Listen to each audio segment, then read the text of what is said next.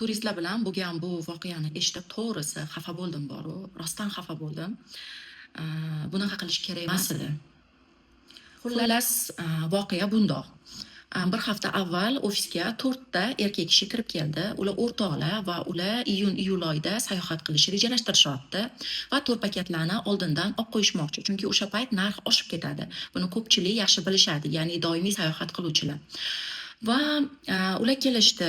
Ular meni Instagramda kuzatishar ekan anchadan beri va ular bilan ishladim. Где-то 40 minut, 1 soat ishladim, variantlar berdim. Ataylarni narxi bilan tanishtirdim. Xullas, ichida ikkita uchtasi ma'qul bo'ldi va bron qilamizmi deb savol berganimda ular aytishdiki, Dilafruz, senim xafa bo'lmaysiz, o'zingizdan qolar gap yo'q. Yana ikkita uchta to'r firmani mo'ljallab qo'yganmiz. Borib ulardan ham shu variantlarni ko'rmoqchimiz. Kimda arzonroq chiqsa, kimda yaxshiroq variant bo'lsa, shuni olamiz. Agarda sizniki yaxshi bo'ladigan bo'lsa, sizga qaytib kelamiz deyishdi-da va chiqib ketishdi. To'g'risini aytsam, shu kuni xafa bo'ldim men, lekin o'rganib ham qolganman bu narsaga, chunki ko'pchilik turistlarni shunaqa qilishadi, narx surishtirishadi, vaqtingni olishadi va shu bilan yo'q bo'lib ketishadi. Qaytib keladiganlari ham bor bularning ichida va ularni ham xuddi shunaqa deb o'yladim. Va yo'q shu bilan ular. Mana bir hafta o'tdi, bugun ertalab telefon qilishyapti. Dilafruz, shu kuni sizni xafa qildikmi? Ko'nglingizni og'ritdikmi deb so'rashyapti. Men aytdimki, yo'q. Nima bo'ldi? Tinchlikmi? To'r paket oldinglarmi? Qaysi davlatga oldinglar deb so'rasam, ular aytishyapti-da, sizdan keyin shu kuni ikkita uchta to'r firmaga kirdik. Oxirgi kirgan to'r firmamizda zo'r narx berdi, ancha arzonga berdi. Biz srazu pulini to'ladik-da. Shu bilan ertaga voucherlarga kelamiz deb ketdik. Lekin borsak, yo'q u to'r firma, yo'q umuman.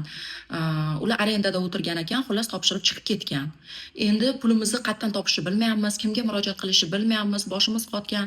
Shu kuni tinchgina sizdan olib qo'ya qolsak bo'lar ekan, shuncha boshoruv yo'q edi deb telefon qilishyapti va albatta xafa bo'ldim ularning vaziyatidan. Chunki ko'pchilik yaxshi niyat bilan sayohatga pul yig'ishadi va o'sha yiqqan pullariga mazza qilib aylanib kelishi, sayohat qilishni xohlashadi. Va bu bilan demoqchimanki, o'rtoqlar, ishonchli to'r firmalardan to'r paket olinglar.